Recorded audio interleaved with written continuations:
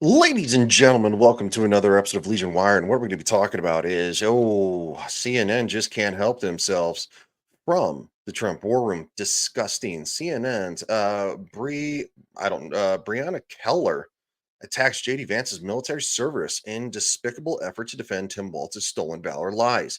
Breonna, the difference is that JD Vance never lied about his rank or his service. And when his unit deployed to Iraq, he didn't abandon them, which is correct. Also, there's a video of Tim Walz basically saying that basically talking about AR-15s that they're weapons of war, and he knows because he used one in war. That's the gist of it. I will pull that video up, but we're gonna watch this one first. While CNN continues to do what they do best and just lie. I also think that JD Vance, as a messenger on this, may be an imperfect messenger because we have, as you introduced him, as a combat correspondent, which was what his title was. But when you dig a little deeper into that, he was a public affairs specialist, someone who did not see combat, which certainly the title combat correspondent kind of gives you a different impression. So he may be the imperfect messenger on that.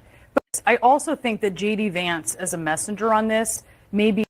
This is so disingenuous, it's not even funny. Like these people are not serious people. And the reason I'm saying that is because I'm going to share the video of Tim Waltz being a fucking clown. And quite frankly, so this is the video of course, JD Vance is making his opinions known. Well, I wonder. Hold on, real quick. There, here we go. Well, I wonder, Tim Waltz, when were you ever in war? When was this? What was this weapon that you carried into war, given that you abandoned your unit right before they went to Iraq, and he has not spent a day in a combat zone? What bothers me about Tim Waltz is the stolen valor garbage. Do not pretend to be something that you're not.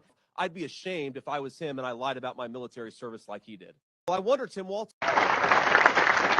Hope woke up like many of you did 5 weeks ago and said, Dad, you're the only person I know who's in elected office. You need to stop what's happening with this. I'll take my kick in the butt for the NRA. I spent 25 years in the Army and I hunt. And I gave the money back, and I'll tell you what I have been doing. I've been voting for common sense legislation that protects the Second Amendment, but we can do background checks. We can do CDC research. We can make sure we don't have reciprocal carry among states, and we can make sure that those weapons of war that I carried in war is the only place where those weapons are at. Only place where those weapons. Those weapons of war that I carried in war is the only place.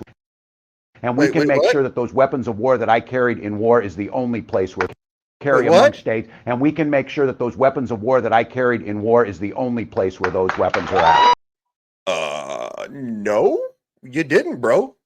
Sorry. It's just factual. You didn't. That'd be like saying I got shot. Like, well, you don't have a purple heart. No, you're right. I don't have a purple heart. I've never been shot. I've had people point guns at me. That's fun. Had people try to run me over on cars. That's fun too.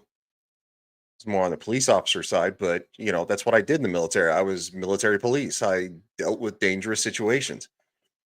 I didn't go overseas and get blown up. I have friends who went overseas and got blown up. So this is horse shit. This is disgusting. And this from the guy who